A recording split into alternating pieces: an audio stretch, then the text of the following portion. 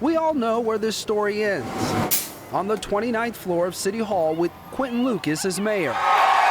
But as Lucas told his supporters last night, there was one man that believed in him every step of the way. I want to say thank you to John Stamm, an outstanding campaign manager. This room we'd use for call time. But as campaign manager, John Stamm was involved in every aspect of the race. a lot of people were worried because everyone knew he had all this great potential.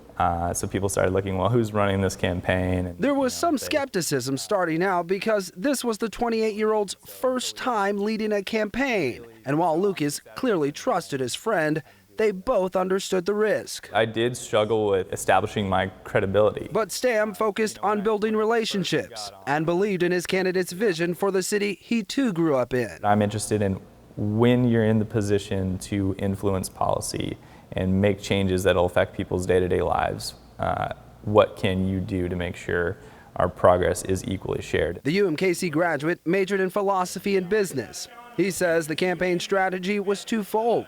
They were committed to running a positive campaign. Most people are becoming tired with that kind of negativity, and they didn't want that at the local level. We also felt that we had an advantage in getting into details on issues. Being visible online was equally important. The digital was completely different scale, and I think that allowed us to reach out to a lot of our undecided voters at the last minute.